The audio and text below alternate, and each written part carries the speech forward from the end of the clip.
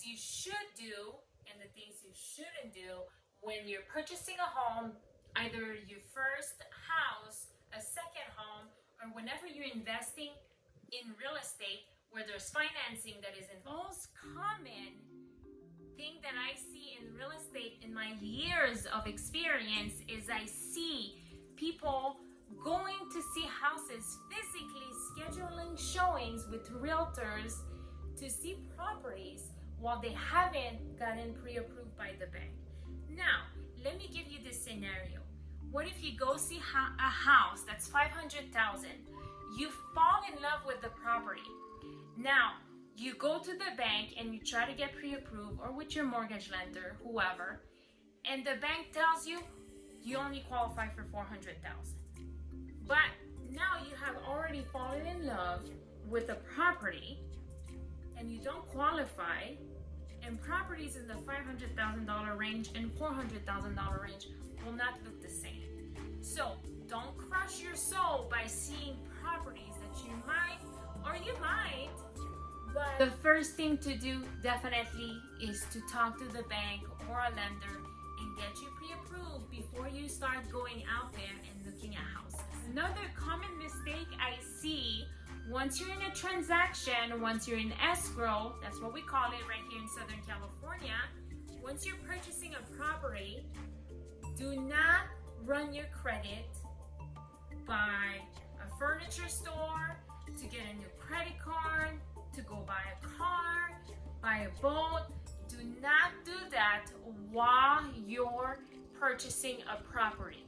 You want to do all of that after the closing. A really pro-efficient tip: do research the area, city, neighborhood that you're interested in purchasing a home, and find a mortgage calculator. Most websites like Zillow, Realtor.com, etc., as soon as you're looking at a property, will have a mortgage calculator where you can calculate per price of the property and your down payment how much your monthly payment will be, and is that a realistic monthly payment for you.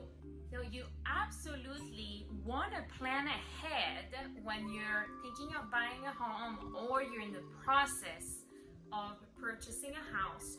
You want to plan ahead for future projects that you might do on the property, and also for the move-in cost. This is something that's often forgotten, or after the close there's a little bit of frustration or a mystery as to when, as a new homeowner, will you have the cash to actually move on with those projects. This is very basic, but if you're a first-time home buyer, you might not know this. That's why I will recommend for you to not change jobs when you're in the process of purchasing a home. So you want to do it either way ahead, months before. If it's the same line of work, you can change job, but when you're in the process of home buying, do not change job. You want to wait after the close of escrow. Absolutely should get a second opinion when you are getting pre-approved. Once you spoke to a lender, you have the right to speak to someone else and see what type of mortgage they will be able to give you with the interest rate on the loan.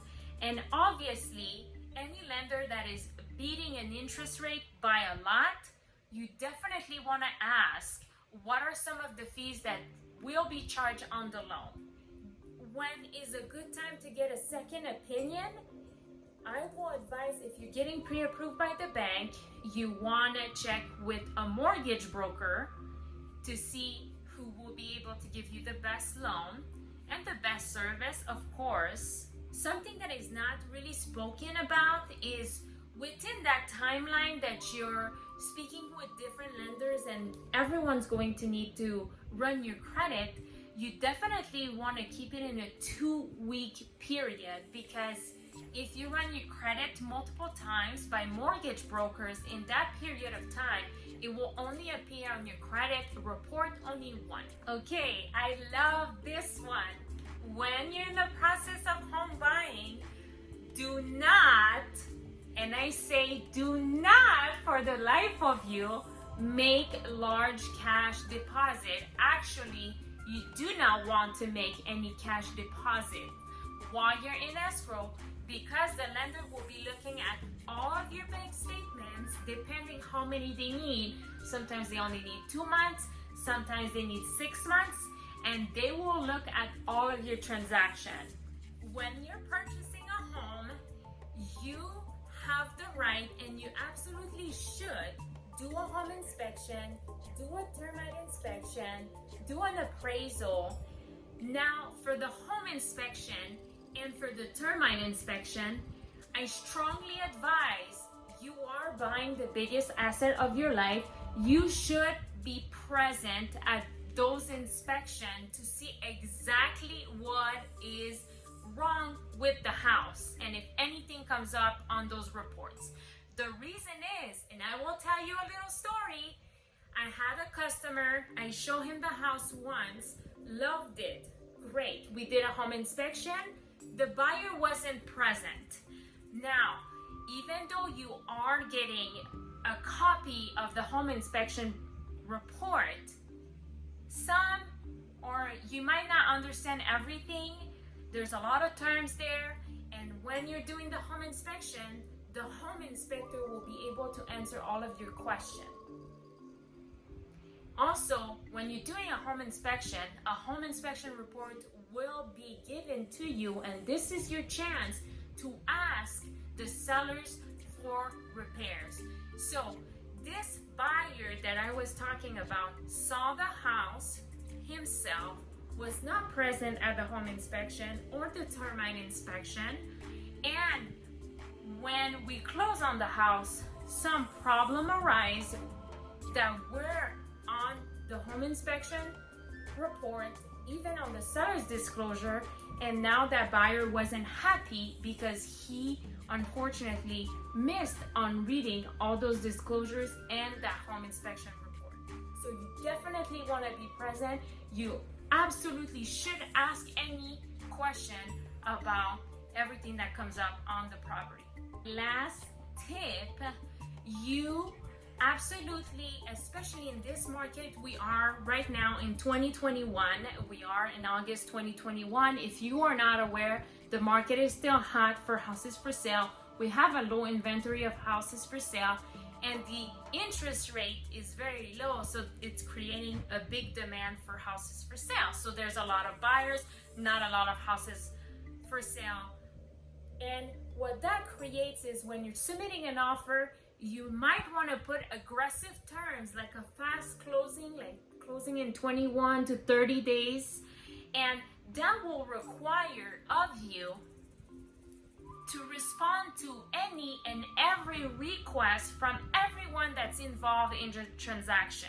So that means the realtor, the lender, escrow, sometimes even title. Now, in my personal experience, a transaction will close as fast as the buyer wants it to, and the seller as well. And when you're buying a vacant home, normally a seller will be very quick to provide everything that you need because they want to close as soon as possible. But you as a buyer, you that is doing some financing on this property, it is your responsibility to respond as fast as possible to any request and submit every paperwork that is needed. And that is something that unfortunately is not talked about very much. But don't worry, because this is when I got you. Okay guys, that is it for the do's and don'ts. If you would like for me to do a part 2, be sure to comment below, and don't forget to give me a like, a thumbs up. You can subscribe to my channel, and just a small reminder, I'm pretty much on every social media platform: Instagram, Facebook, TikTok, and I also have a podcast